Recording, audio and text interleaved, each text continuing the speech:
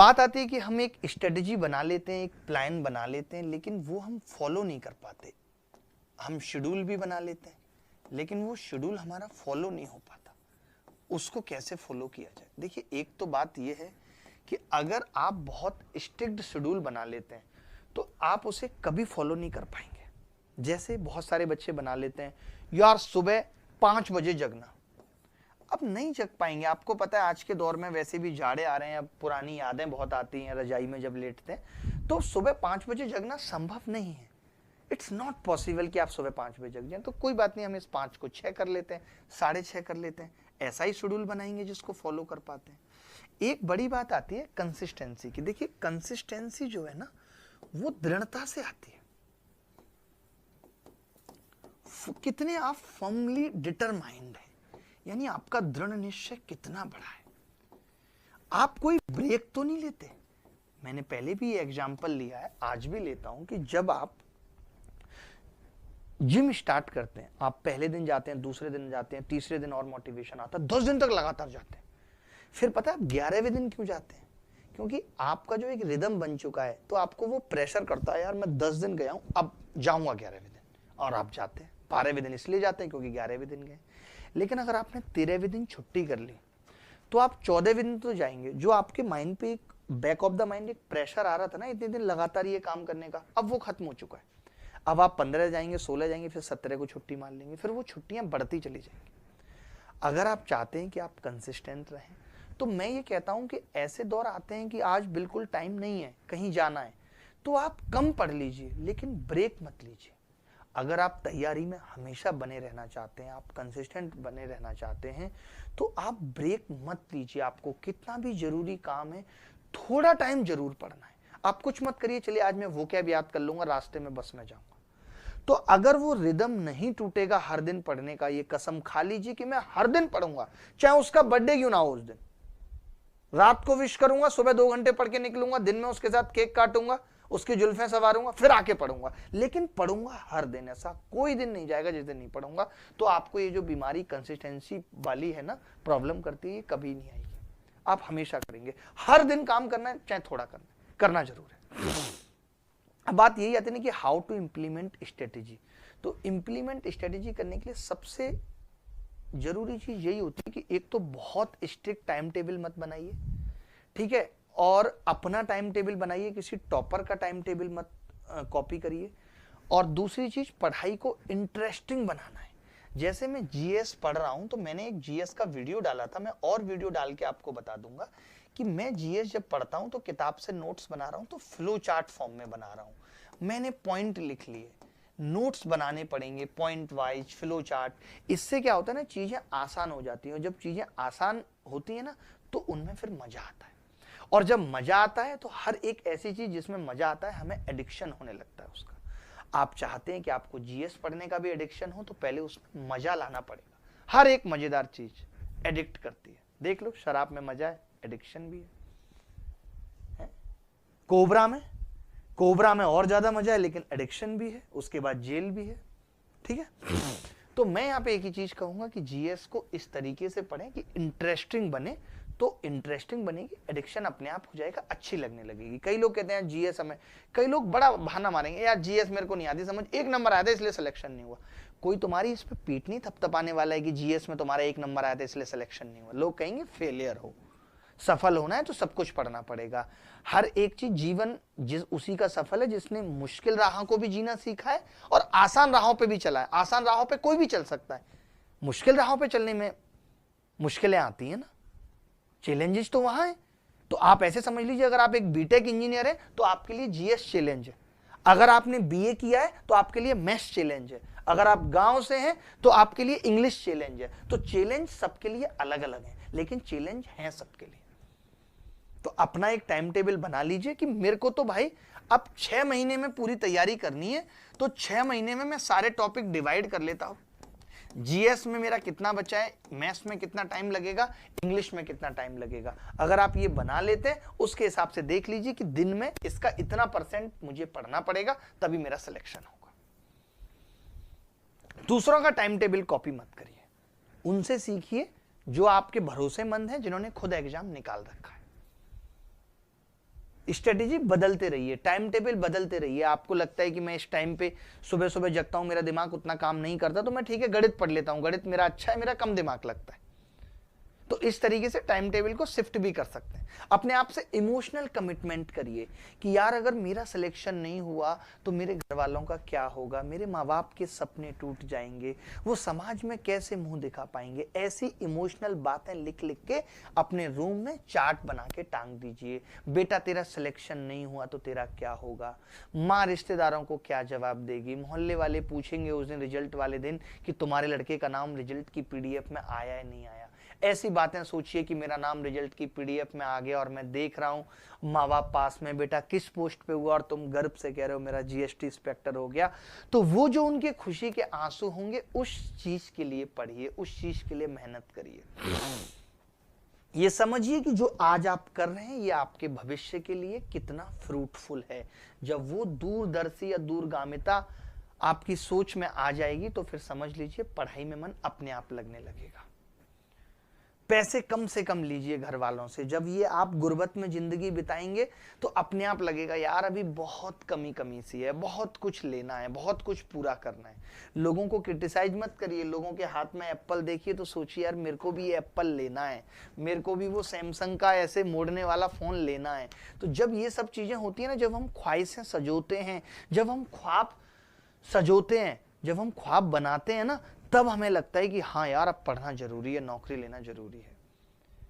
मैंने जैसे बताया कि जो बच्चे गांव के हैं उनको इंग्लिश में ज़्यादा मेहनत करने की ज़रूरत है, जो बच्चे इंजीनियर हैं उनको जीएस ज़्यादा पढ़ने की ज़रूरत है, जो बच्चे ग्रेजुएशन में आर्ट साइड से कर रहे हैं उनको मैथ ज़्यादा पढ़ने की ज़रूरत है। तो ये चीज़ आपको देखनी पड़ेगी कि आपके अंदर किस चीज़ की डेफिसिट है।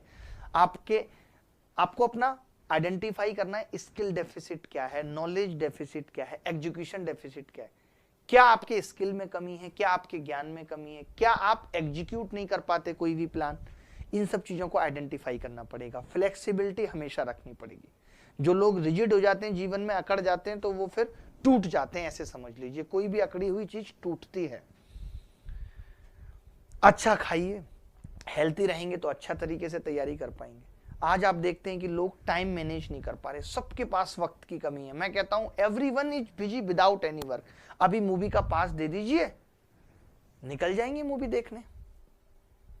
जाइए देखिए कितने सारे लोग हैं जिनको मूवी देखने की पड़ी है, सीरीज देखने की पड़ी है।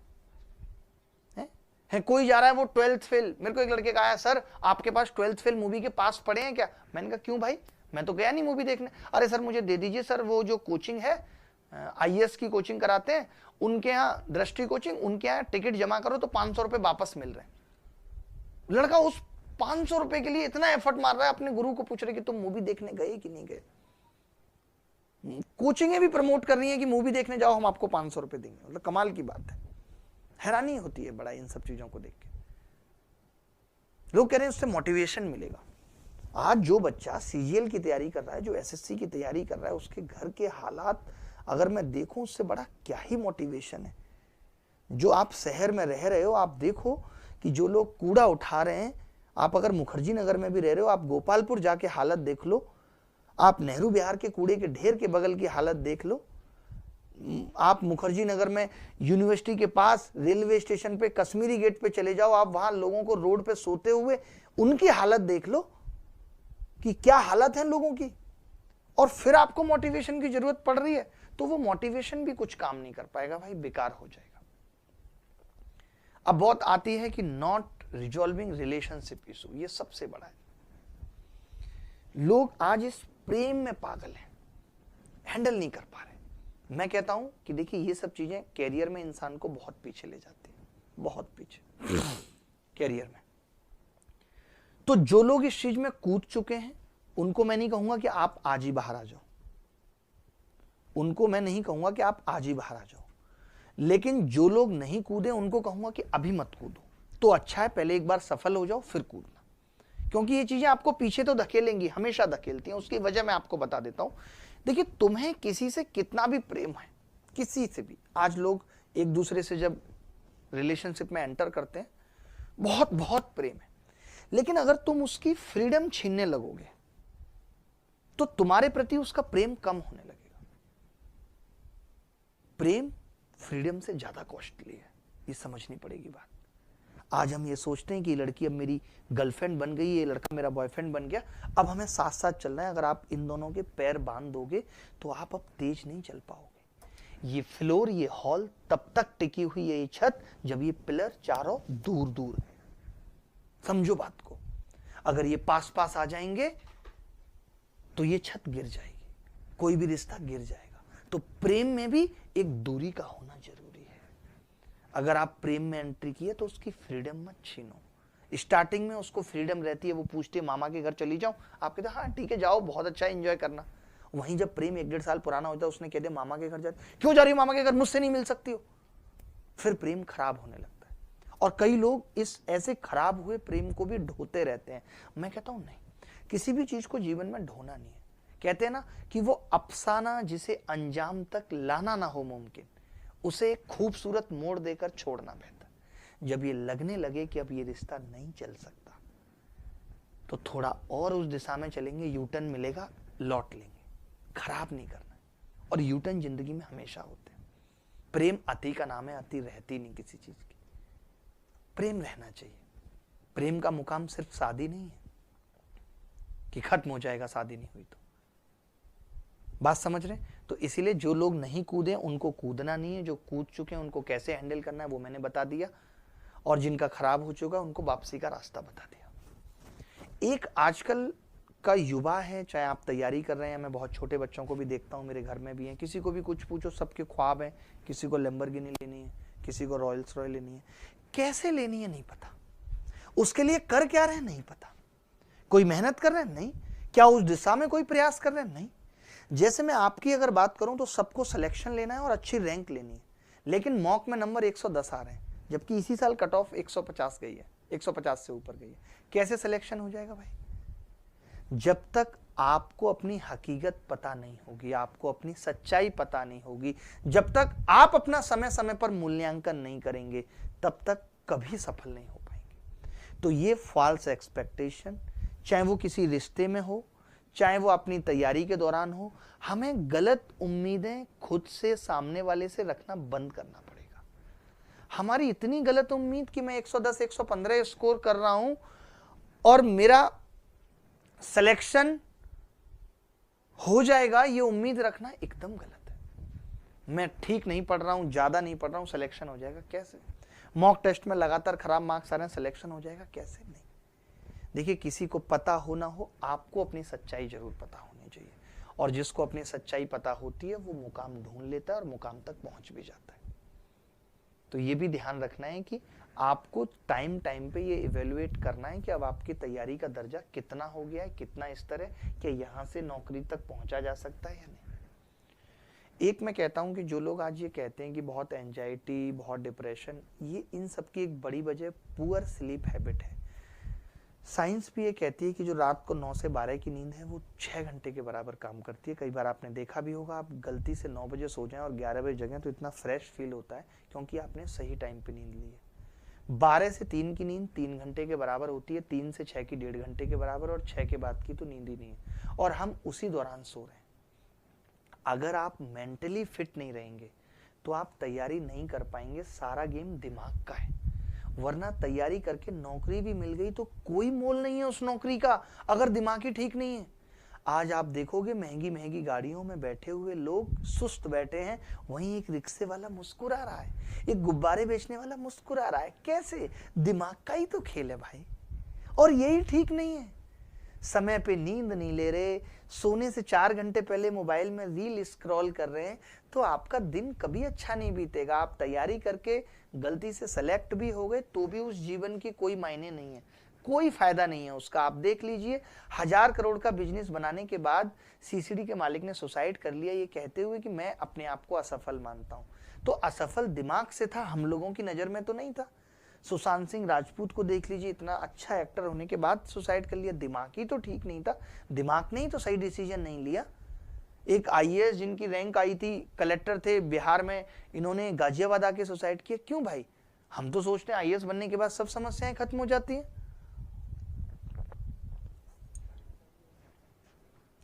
तो मैं यही बताना चाहता हूं कि समस्याएं कुछ बन जाने के बाद, बहुत पैसा आने के बाद खत्म नहीं होती। दिमाग ठीक है तो सब कुछ ठीक है। मन चंगा तो कठौती में गंगा। मन अगर ठीक है तो 4 दोस्तों के साथ नुक्कड़ पे चाय पीने में, मूंगफली खाने में वो मजा है जो गर्लफ्रेंड के साथ मालदीव में भी नहीं आएगा अगर मन खराब है तो। और मन अच्छा होता है सही नींद लेने से। ये शरीर भगवान ने हमें दिया है, ये बहुत खूबसूरत तोहफा है, हमें इसकी इज्जत करनी है, कद्र करनी है, इसको प्रॉपर रेस्ट देना है, सही समय पे सोना है। ये आदत डालिए, ये नहीं डालेंगे तो कोई फायदा ना नौकरी का है ना किसी और चीज का है। क्लास अगर कहीं पे ले रहे हैं तो क्लास को कभी स्किप नहीं करना। एक दिन स्किप कर देंगे वो काम पेंडिंग होता चला जाएगा, पेंडिंग होता चला जाएगा, और फिर आप कभी अपने आप को तैयारी में रख ही नहीं पाएंगे। तो तैयारी में बने रहना है, लगातार ये फील करना है कि यहाँ तक मेरी इतनी तैयारी हो गई, तो मतलब बैकलॉग नहीं बनाना है बेसिकली। अच्छा, अब एक आता है वेस्टिंग टाइम और प्रोक्रेस्टिनेटिंग, यानी टाल देना। इस पे मैं एक बड़ी गहरी बात कहना चाहता हूँ। आज बहुत सारे लोग सोच रहे होंगे यार सर ने इतना ज्ञान दिया है, अब कल से तैयारी करूंगा। मैं बताता हूँ आपको, हमें ना फ्यूचर की प्लानिंग ने जकड़ा है कि कल ऐसा करूंगा। कल तो आने दो, कल कभी नहीं आएगा। कभी आते देखा है कल को? कल कभी आता ही नहीं है। जब आता है आज आता है, और आज को तुम खराब कर रहे हो उस कल के लिए जो कभी आएगा ही नहीं। आज तुम कल के लिए सोचोगे, कल जब आएगा आज की तरह तब फिर तुम कल के लिए सोचोगे। तुम कल भी यही कर रहे थे, आज भी यही कर रहे हो कि फिर कल करोगे। कब मेहनत करोगे बताओ? कब मेहनत करोगे? तुम्हारी आदत पड़ गई है कल के लिए आज को बर्बाद करने की। तो जो करना है अभी करना है, आज से करना है, कल कभी नहीं आएगा। बहुत टेंशन है तो सोच लीजिए 1 घंटे बाद से करना है। जब हम कल के लिए कह देते हैं तो कल हम भूल जाते हैं हमने कल क्या कहा था। हम कहेंगे 1 घंटे बाद से पढ़ना स्टार्ट करूंगा, 2 घंटे बाद से, तो कम से कम अपनी नजरों में जब जलील होगे, पढ़ने नहीं बैठोगे, फिर कह दोगे 1 घंटे बाद पढ़ूंगा, तो फिर भी आंखों में शर्म आएगी तो पढ़ लोगे। लेकिन अगर कल पे टालते रहोगे तो कभी नहीं पढ़ पाओगे। 6 से 7 महीने हैं, देख लो कितना पढ़ना है, एक ओवरऑल रूटीन सेट कर लो। इस महीने में पॉलिटी खत्म, इस महीने में साइंस खत्म, इस महीने में एल्जेब्रा खत्म, इस महीने में ट्रिगो और ज्योमेट्री खत्म। इस तरीके का एक ओवरऑल शेड्यूल बना लो। उस ओवरऑल को वीकली में डिवाइड कर लो, वीकली में डिवाइड करके उसको फिर डेली में डिवाइड कर लो, और इस तरीके से आगे बढ़ो। डिस्ट्रैक्शन हमेशा है, रहेंगे। पहले कम थे, आज बहुत ज्यादा हैं। मोबाइल सबसे बड़ा डिस्ट्रैक्शन है, सोशल मीडिया सबसे बड़ा डिस्ट्रैक्शन है। इस सबसे अगर बचना है तो अपने दिमाग में इसके लिए भी बहुत कठोर प्रतिज्ञा करनी पड़ेगी कि भाई मैं एक बार सफल हो जाऊं, उसके बाद मोबाइल ही चलाऊंगा। सफल होने के बाद नहीं जरूरत लगती मोबाइल चलाने की, सब खराब लगती है दुनिया। आज तुम क्या कर रहे हो? दूसरों की सफलताओं में योगदान दे रहे हो, दूसरों के व्यूज बढ़ाने में, दूसरों के लाइक बढ़ाने में योगदान दे रहे हो। अपना तो कुछ है ही नहीं। रील से क्या कर रहे हैं? जो ज्ञान दे रहा है उसको बढ़िया प्रमोशन मिल रहे हैं, अच्छा पैसा छाप रहे हैं। आपको क्या मिल रहा है? कुछ भी नहीं। आप तो बस क्या कर रहे हैं, एक जिम्मेदारी और ले लिए, कोई रील अच्छी लगी उसे दोस्तों को शेयर करेंगे, क्योंकि दोस्त के चेहरे पे भी तो स्माइल चाहिए। वो तीसरे दोस्त को शेयर करेगा, उसके चेहरे पे भी स्माइल चाहिए। और इस स्माइल दोस्त के चेहरे पे आने के लिए बेरोजगारी बढ़ती जा रही है, बेरोजगार होते जा रहे हो। हर कोई पूछता है क्या कर रहे हो, सीने में आग सी लग जाती है, क्या बताएं क्या कर रहे हैं, कब तक कहें तैयारी कर रहे हैं। डिस्ट्रैक्शन से बचना है, मोबाइल का कम से कम यूज करना पड़ेगा। क्लास भी देख रहे हैं, आज आप मेरी ये क्लास देख रहे हैं, आगे कल को मैं बैच स्टार्ट करूंगा यूट्यूब पे, वो देखेंगे। लैपटॉप का सहारा लीजिए, मोबाइल बेच करके कीपैड वाला ले लीजिए, उसकी जगह एक लैपटॉप ले लीजिए। अन्यथा जितना पॉसिबल हो सकता है, ये जब से डेटा फ्री आया है तब से और ज्यादा हालत खराब हुए हैं। पहले कम से कम 1 GB डेटा मिलता था, हम थोड़ा सा काम करते थे फिर बंद कर लेते थे। आज भी मैं बहुत सफल लोगों को देखता हूं, वो पूरे टाइम व्हाट्सएप ऑन नहीं रखते, क्योंकि उससे क्या होता है ना, कन्वर्सेशन बढ़ती रहती है, और क्या हालचाल, क्या चल रहा है, घर में सब कैसे, लंबा चलता रहता है। एक मैसेज किया, काम का बंद कर दो व्हाट्सएप, फिर देख लो उसका क्या रिप्लाई आया, फिर एक मैसेज में रिप्लाई दिया, बंद कर दो। बीच बीच में मोबाइल डेटा ऑफ करना पड़ेगा। दिमाग को ठीक रखने का एक ही रास्ता है। आज आप देख रहे हैं इतना प्रदूषण है, हम ठीक से सांस नहीं ले रहे, ठीक से पानी नहीं पी रहे। तो रोल बहुत बड़ा है योगा का, मेडिटेशन का। कि सोचिए भगवान ने आपको जिंदगी दी है, आप इतना कुछ अचीव करना चाहते हैं, इतना सब वक्त आप इधर उधर बर्बाद करते हैं। क्या आप सोचते हैं कि आपके पास अपने लिए आधा घंटा भी नहीं है जो आप अपने शरीर को फील कर पाए, बैठ के योगा कर पाए, मेडिटेशन कर पाए? आपको अपने शरीर के लिए इतना भी वक्त नहीं है, जो कि सबसे जरूरी है हेल्थ। तो प्लीज इस पे भी ध्यान दीजिए। पढ़ाई करनी पड़ेगी और ऑप्शन कुछ भी नहीं है। और करने को है क्या, मैं आपसे पूछता हूं? कुछ और है आपके पास करने के लिए? नहीं है। पढ़ाई की सिवा कुछ भी नहीं है। एक पढ़ाई ऐसा साधन है जिससे आप अपने आप को बदल सकते हो। सबसे कीमती वक्त है, इसको बर्बाद करना छोड़ना है। जिस इंसान ने जीवन में वक्त की कीमत नहीं जानी, वो कुछ भी नहीं कर पाया। तो वक्त सबसे जरूरी है। आज आप ये भी देखते होंगे, जब आप 2-3 घंटे रील देख लेते हैं तब एक बड़ी सी फ्रस्ट्रेशन सी हो जाती है। आपको मालूम है क्यों? क्योंकि आपको लगता है आपने 3 घंटे खराब कर दिए। तो जब हम जीवन में वक्त खराब करते हैं, समय खराब करते हैं, समय वेस्ट करते हैं, तब हमें फ्रस्ट्रेशन होती है। तो उस फ्रस्ट्रेशन में हम और नहीं पढ़ पाते और कुछ नहीं कर पाते। क्योंकि कोई भी यहां आपके एक्सक्यूजेस सुनने के लिए नहीं बैठा है कि ऐसा हो गया इसलिए मेरा सिलेक्शन नहीं हुआ। हर आदमी कहेगा ये फेलर है, हारा हुआ घोड़ा है। कोई आपकी तरफ देखना नहीं चाहेगा। आज हर कोई सफलता को चूम रहा है। Maths, English, reasoning, GS, computer, यही 5 विषय पढ़ने को हैं। मेहनत करेंगे तो सफलता जरूर मिलेगी। मॉक टेस्ट तैयारी कम है ज्यादा है, फिर भी देते रहना है। क्योंकि मॉक टेस्ट सिर्फ हमें यही नहीं, हमारी औकात ही नहीं दिखाता, बल्कि हमारा उस सब्जेक्ट में इंटरेस्ट भी पैदा करता है। जो बच्चे गांव से आते हैं, इंग्लिश पढ़ने का मन नहीं करता। जो इंजीनियर है, जीएस पढ़ने का मन नहीं करता। जो बच्चे आर्ट्स है, उनका गणित पढ़ने का मन नहीं करता। तो मॉक टेस्ट हमारा सब्जेक्ट में इंटरेस्ट डेवलप करता है, इसलिए भी जरूरी है, इसलिए शुरुआत से देना जरूरी है मॉक टेस्ट। अब देखिए, इतना कुछ मैंने बोला, अब मैं सब्जेक्ट के भी बता दूंगा कि मेरा क्या रोल है। उससे पहले मैं एक बात और कहना चाहता हूं कि इन सब बातों का निचोड़ इतना सा है कि जो आज नौकरी के पीछे नहीं भागा, उसे एक वक्त बाद जाकर ये बात लगेगी कि मेहनत करके नौकरी को पाया जा सकता था। जो सपनों के पीछे भाग रहा है, उसे एक दिन लगेगा नौकरी भी मिल गई कि लेकिन यार सुकून बहुत पीछे छूट गया। गांव में अपनों के साथ भी सुकून से जिंदगी बिताई जा सकती थी। तो हर एक के अपने अपने मलाल हैं, मलाल थे और मलाल रहेंगे। कोई फर्क नहीं है कौन किस चीज के पीछे भाग रहा है। सोचता हूं एक दिन सब चले जाएंगे दुनिया छोड़कर, हर एक को किसी ना किसी बात का मलाल रह ही जाएगा। तो सीधी सीधी बात यह है कि मलाल हमेशा रहेंगे, कुछ पाने के बाद भी और कुछ खो जाने के बाद भी। लेकिन रोना धोना किस बात का है?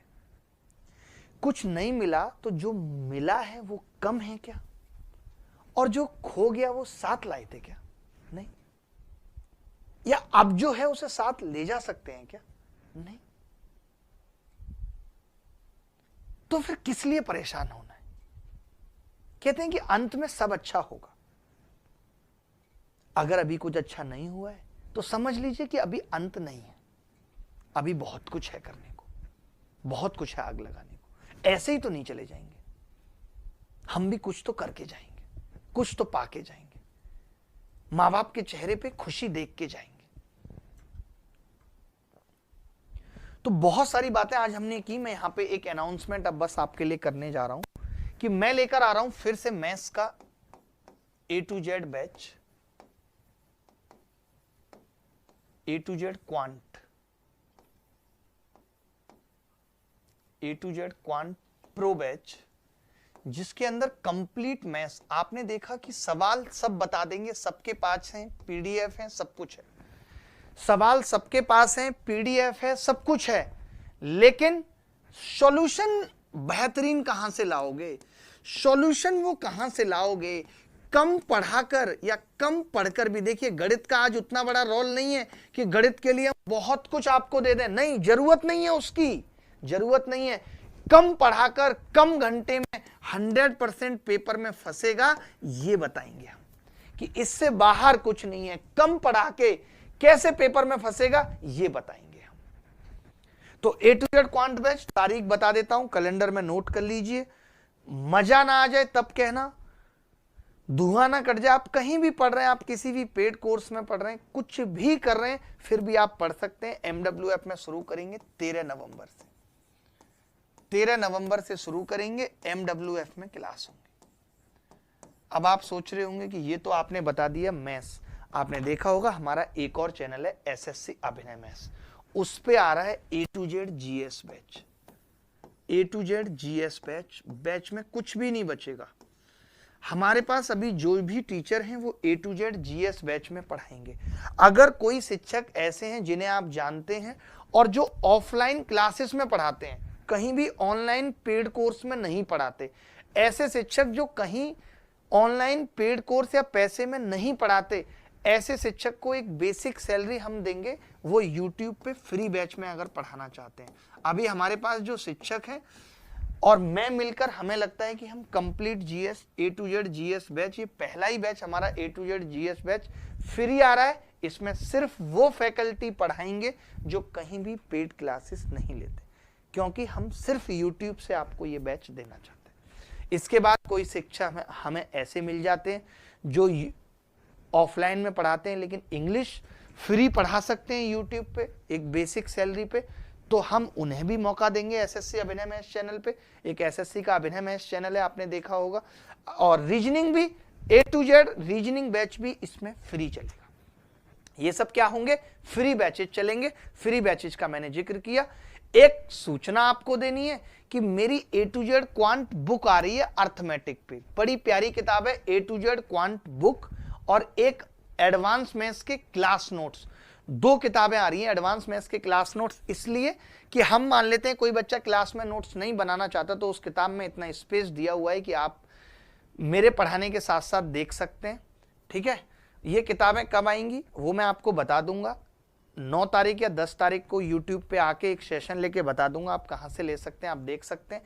किताब अपने आप में कंप्लीट है, अगर आप किताब से पढ़ते हैं तो आपको किसी क्लास की जरूरत नहीं है। ठीक है, लेकिन ये बैच का प्रमोशन आपको हर जगह करना है, सबको बताना है कि भाई A to Z quant pro batch आ रहा है, YouTube पर है, फ्री है, सब कुछ फ्री पढ़ाया जाएगा। MWF इसलिए लिखा है कि लंबी क्लासेस लूंगा, लंबी क्लासेस लूंगा, ऐसे छोटी छोटी क्लासेस नहीं लूंगा, लंबी क्लासेस लूंगा। 2-2.5 घंटे की एक क्लासेस रहेंगी पूरी। MWF इसीलिए लिखा है, एक एडवांस का टॉपिक, एक अर्थमेटिक का टॉपिक, नए सवाल, नए सॉल्यूशन, बिंदास तरीके में क्लास होगी।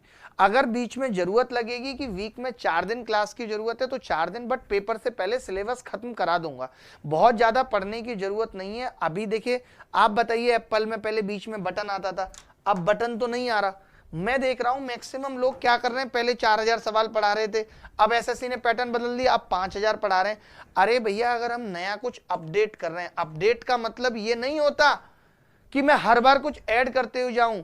अपडेट का मतलब ये भी होता है कि जो कुछ ऐड है वो मैं निकालते भी जाऊं, वो मैं हटाता भी जाऊं। तो हम हटा के पढ़ेंगे, टेंशन ना लें। भाई क्या कर रहे हो आप, डिस्टर्बेंस हो रही है। मैं ये कह रहा हूं हम चीजों को हटाएंगे भी, यानी कुछ चीजें नई जुड़ी हैं तो हटाएंगे भी, यानी 150 घंटे से ज्यादा सिलेबस खत्म करने में लगेगा नहीं। कोशिश होगी 120 से 150 घंटे में सिलेबस खत्म करें। कोई 5000 6000 सवालों का वादा नहीं है, जितने सवाल पढ़ाए जाएंगे उससे बाहर कुछ नहीं आएगा। ठीक है, तो दोनों चैनल पे क्लास चलेंगी, फ्री क्लासेस है। कोई भी पेड, अभी अगर कोई भी आप पेड बैच में एडमिशन ले रहे हैं तो जरूरत नहीं है। जब मुझे लगेगा कि मैं किस टैग पे पढ़ा रहा हूं बैच, तो मैं पेड बैच या लाइव क्लासेस के बारे में भी आपको बता दूंगा। बट अभी तो आप सोचिए, आपके लिए यही लाइव बैच है, क्योंकि लाइव ही चलेगा ये यूट्यूब पे। ठीक है, रिकॉर्डेड नहीं है। अगर आपको मेरी बातें अच्छी लगी हो, मेरा अंदाज अच्छा लगा हो, तो वीडियो को पसंद कर दीजिएगा, लाइक कर दीजिएगा। ठीक है, फिर आपसे मुलाकात होगी बहुत जल्दी। उससे पहले मैं कुछ छोटे छोटे वीडियो आपको बना के डाल देता हूं, ताकि आप इस बैच को ज्यादा से ज्यादा लोगों तक पहुंचाएं कि ये बैच यूट्यूब पे स्टार्ट हो रहा है। इसकी कोई फीस नहीं है, बट ये समझ लीजिए यूट्यूब पे पढ़ाया जाएगा तो बहुत अच्छे अंदाज में आंख सी लग जाएगी आपके दिल में। ठीक है, फ्री क्लासेस चलेंगी। कुछ कहना है किसी को तो पूछ लीजिएगा। तो अब उतना पढ़ने की जरूरत नहीं है, मुझे लगता है 150 घंटे में खत्म हो जाएगा। 150 घंटे में आप ये मान के चलिए कि 20 घंटे मेरी हंसी मजाक, शायरी, ज्ञान ये सब भी चलेगा। तो 150 घंटे गणित और 20 घंटे ये चिरकुटपंती लगा लीजिए, साइड में रहेगी। क्योंकि जरूरी है, क्लास में अगर इंगेजमेंट रखनी है तो हमें थोड़ा बहुत आपको समझाना भी पड़ता है, पढ़ाई के लिए मोटिवेट भी करना पड़ता है, ज्ञान भी देना पड़ता है, वो जरूरी है। नहीं तो आपकी इंगेजमेंट नहीं बन पाएगी। पढ़ाई इतनी अच्छी नहीं लगती किसी को भी, इतनी आसान चीज नहीं है पढ़ाई की सबको अच्छी लगती है, नहीं लगती है भाई। ठीक है, तो चलिए अभी के लिए इतना ही, अगली मुलाकात फिर होगी आपसे इसी उत्साह उमंग के साथ होगी। एक क्लास में लगाऊंगा भी, इसके बाद आपको बताऊंगा कि किस तरीके के सवाल सीजीएल में आ रहे हैं, हमारी अप्रोच क्या होनी चाहिए, कौन बच्चा ऐसा है जिसको इस बैच में क्लास करनी है नहीं करनी है। ठीक है, तो चलिए धन्यवाद, थैंक यू वेरी मच, ख्याल रखिएगा, खुश रहिएगा, bye bye, take care, good night, love you all, धन्यवाद, थैंक यू। कुछ बोलना है?